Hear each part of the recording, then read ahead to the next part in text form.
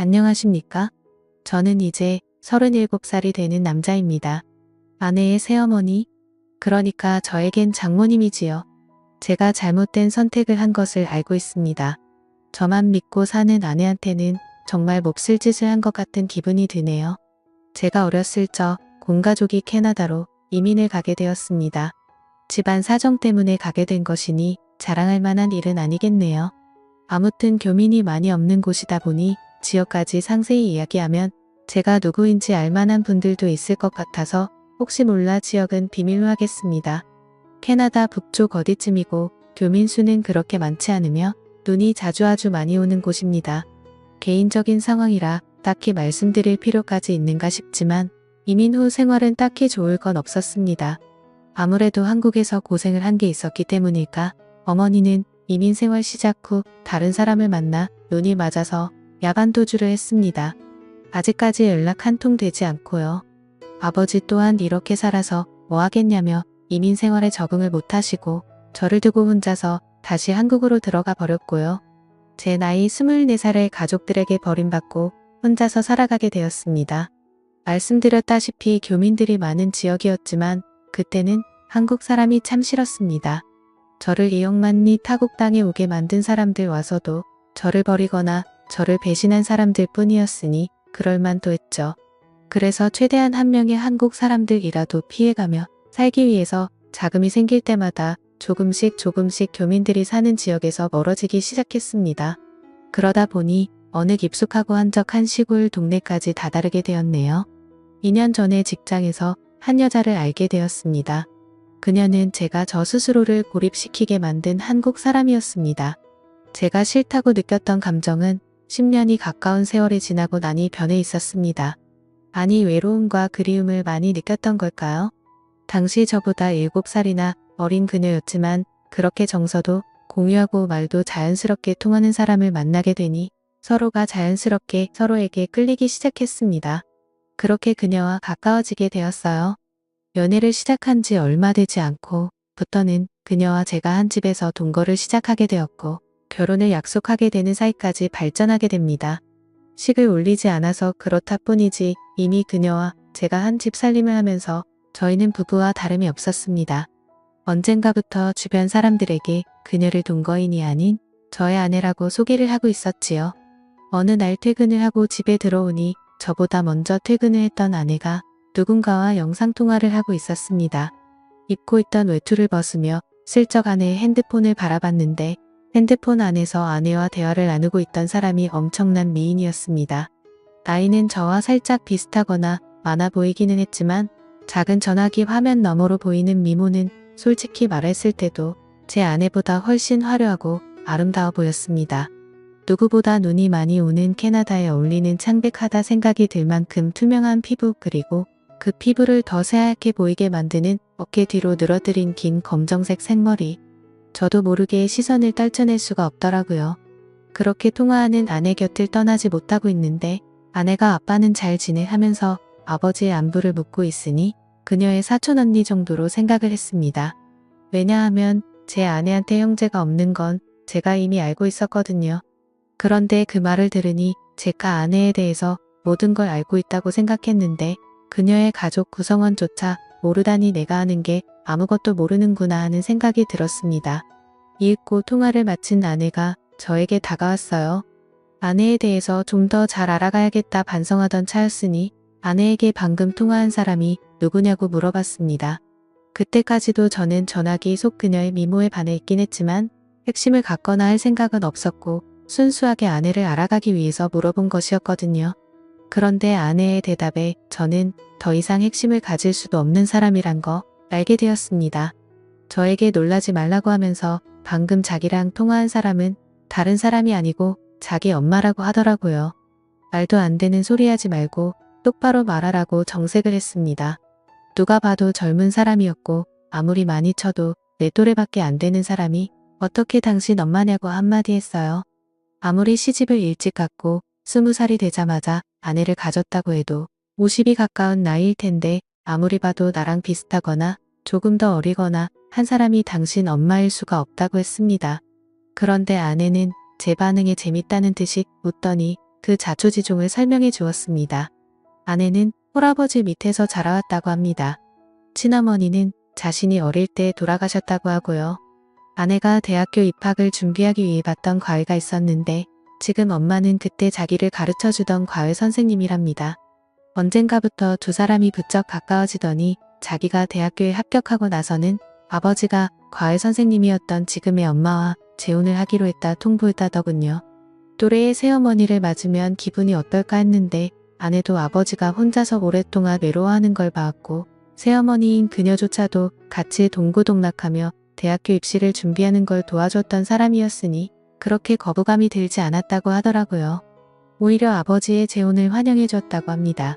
그리고 새어머니인 그녀도 아내를 사랑으로 감싸주었고 친구이자 언니이자 엄마로 재혼 후에도 아내에게 지극정성이었다고 말해주더군요. 아내도 저희 말에 우리가 같이 한 지가 벌써 몇 년인데 이런 개인사도 말을 안 했다니 세상 미안하다며 다시 전화기를 들어 자기의 새엄마를 저에게 소개시켜 주었습니다. 작은 핸드폰 너머로 보이는 그녀의 모습은 아까 봤던 대로 정말 아름다웠습니다. 이번에는 먼 발치가 아니라 코앞에서 보고 있는데 요즘 핸드폰 화질이 좋다 보니 코에 있는 점까지 또렷하게 보이더군요. 그녀가 눈웃음을 치는데 저도 모르게 속에서 뭔가 불타오르는 게 느껴졌습니다. 그녀를 장모님이라고 부르려는데 입이 잘 떨어지지가 않았습니다. 인정하기 싫다기보다도 저와 비슷한 나이대의 여자에게 그런 호칭을 써도 되는가 싶은 생각이 더 컸어요. 아내는 저녁 준비를 하고 있을 테니 자기 엄마하고 통화 좀 하고 있으라고 하고는 주방으로 향했습니다. 어색해져서 전화를 끊어야 하나 말아야 하나 하고 있는데 전화기 너머 장모님도 알 수 없는 미소를 지으며 저를 바라보고만 있었습니다. 두 사람 사이에 그 어떤 말이 오가지 않았지만 저는 그녀에게 집중을 할 수밖에 없었습니다.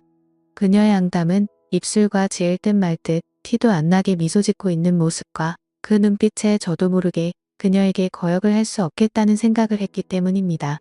정말 두 사람 사이에 서로 말 한마디 오가지 않았지만 어색함에 조금 불편함을 느끼던 차였습니다. 아내가 저녁 준비가 끝났다고 이제 그만 전화를 끊고 오라고 하더군요. 식사 때문에 정중하게 이만 전화를 끊겠다고 말하는데 그녀가 저를 불러 세우며 저희 개인 연락처를 물었습니다. 조금 의아했는데 아내가 가끔씩 전화를 안 받을 때가 있어서 걱정이 되고는 하니 비상 연락망 정도의 느낌으로 물어보는 거라 해서 설명하더라고요. 그런데 그날 이후로 부쩍 장모님으로부터 오는 연락이 매일 같이 오기 시작하더군요. 사소한 이야기를 하려고 전화를 했다고 싶을 정도로 사소한 이야기를 하실 때도 있었습니다. 저도 싫지만은 않았기 때문에 그 전화에 대해서 그 어떤 의문도 갖지 않았습니다. 겉으로 보이는 외모 때문인지 저에게 전화를 걸어오는 장모님을 장모님이라고 부를 수가 없었어요. 차라리 누나라고 불렀으면 불렀지 도무지 입이 떨어지질 않더라고요. 그녀도 저를 사위라고 부르는 일은 없었습니다. 하루는 아내가 같이 있는데도 계속 저에게 전화를 걸더군요. 연락을 받으니 또 전화를 끊을 생각을 하질 않아서 부담스러워하고 있는 상황이었습니다. 그래서 어떤 날에는 아예 밖으로 나가 전화를 받기도 했습니다. 왜냐하면 그때쯤부터는 장모님도 아내의 안부를 위해 거는 전화가 아니라 지극히 개인적인 용으로 전화를 걸어 저랑 대화를 나누는 사이가 되어 있었기 때문입니다. 남들 들려주기에는 조금 민망한 대화를 나누고 있었기에 아내가 잠깐 뭔가 준비하는 틈을 타서 밖에 나가서 다시 전화를 받았습니다. 한참 장모님이 전화기 너머로 하는 말에 정신이 빠져 한참 열이 올라있는 상황이었는데 아내가 뒤에서 저를 툭 치더라고요. 깜짝 놀라서 정말 그 자리에서 쓰러질 뻔했습니다. 아내가 누구랑 통화를 하길래 밖에서 전화까지 하고 있냐는 말에 당황을 했어요. 재혼한 젊고 예쁜 너네 엄마라고 말을 솔직하게 해줘야 하나 그런 고민을 하고 있는데 장모님이 자기가 해결하겠다고 아내를 바꾸랍니다. 저는 이제 다 들켜버린 거구나 하고 망했다는 생각을 하고 조마조마해하고 있었습니다. 전화를 넘겨받은 아내도 처음에는 조금 심각한 표정이었는데 전화를 받고 얼마 지나지 않아서 얼굴이 활짝 피더라고요. 저는 오히려 더 의심을 사지 않을까 했는데 장모님이 무슨 말을 해서 아내의 기분을 저렇게 좋게 만든 건가 싶었습니다. 저는 두 사람이 무슨 이야기를 하는지 알 방도가 없으니 답답하기만 했어요. 통화가 끝난 건지 아내가 저한테 전화기를 건네줬고 저한테 어떻게 말도 없이 그럴 수 있냐고 묻더라고요. 장모님이 무슨 이야기를 했는지 모르는 상황에 아내 입에서 나온 말에 저도 억장이 무너지는 것 같았습니다. 이제 다 끝났구나 싶었는데 아내가 저를 와락 안아줬어요. 어떻게 돌아가는 상황인지 모르니 당황스러웠는데 아내가 기뻐하면서 하는 말이 장모님이 대충 전화로 저와 아내의 결혼식에 대해서 물어봤다는 말을 했다고 하더라고요. 그리고 일단 캐나다에서 작게 결혼식을 올리는 게 어떻겠냐며 장인어른과 장모님이 캐나다에 방문을 하겠다고 했어요. 아내는 들떠서는 기뻐하며 저보고 속이 깊은 사람이라고 했습니다. 제가 아내가 친엄마처럼 여기던 사람과 전화로 뭘 했는지도 모르고 그렇게 기뻐하는 모습을 보니 미안해까지 했어요. 아내는 캐나다에 살면서 젊은 시절에 웨딩드레스 입는 건 포기하고 있었는데 정말 고맙다며 엄청 감동한 눈치였습니다. 왜냐하면 제가 군입대 때문에 다시 한국으로 들어가기 조금 어려운 상황이라 한국에 들어갈 방법이 따로 없어서 가지고요. 아무튼 그렇게 갑작스럽게 결혼식을 준비하게 되었고 몇 달 지나지 않아서 장모님과 장인어른이 비행기를 타고 이 지역으로 도착하게 되었습니다. 아내는 오랜만에 가족들을 만난다는 생각에 기분이 한층 업되었고요. 저는 하지만 속으로 오만 가지 생각이 들었습니다. 장모님이 또 어떤 돌발 행동을 해올지 몰랐으니까요.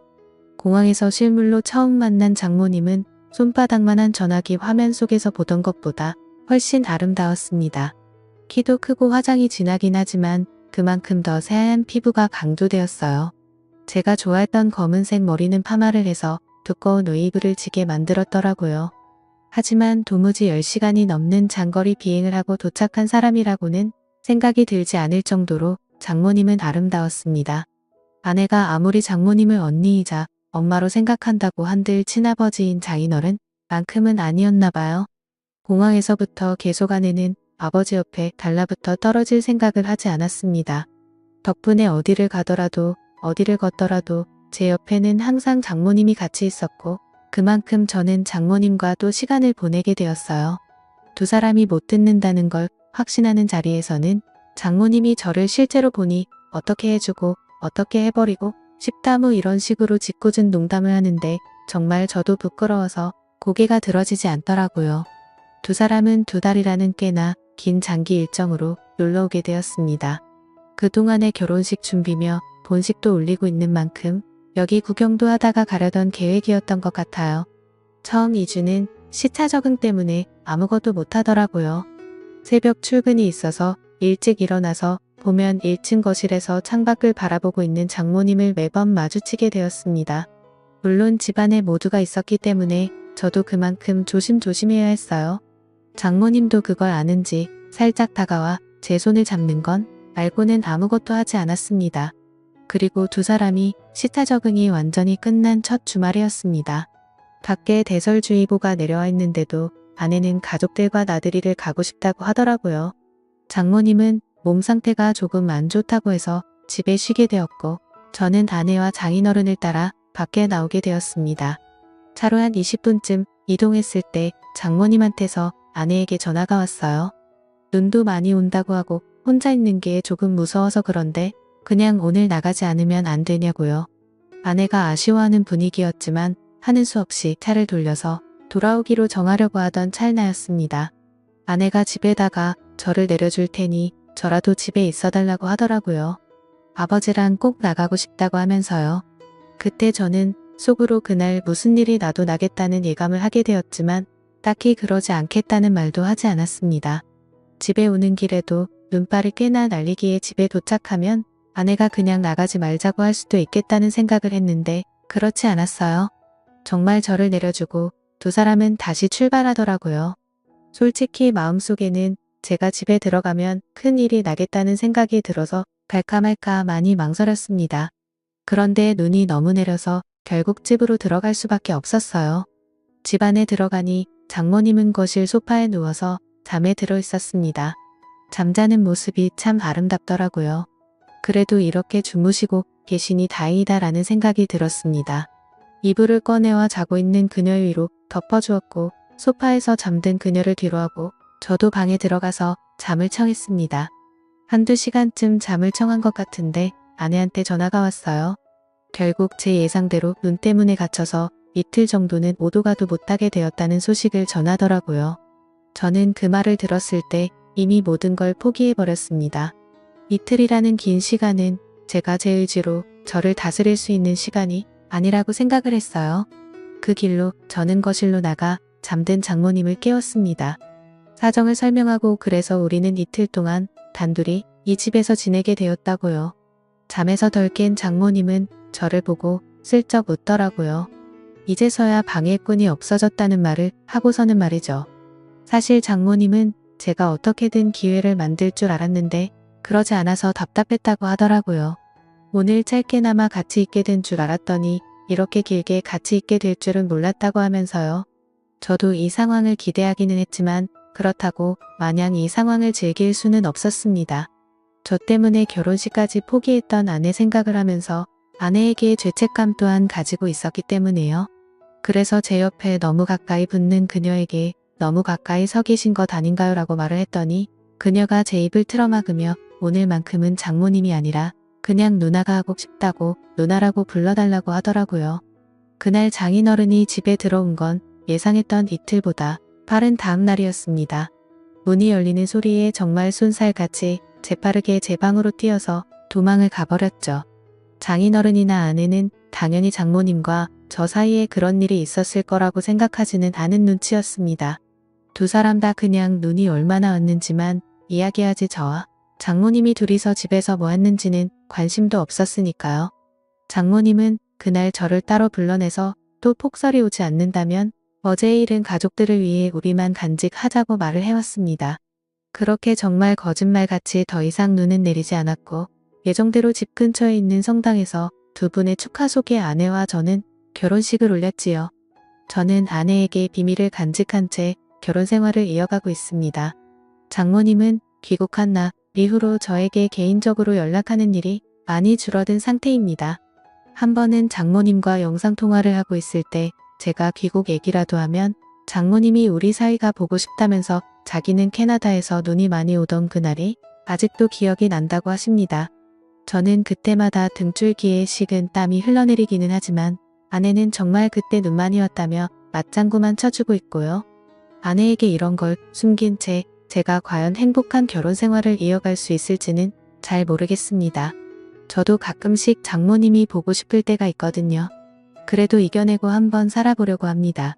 감사합니다.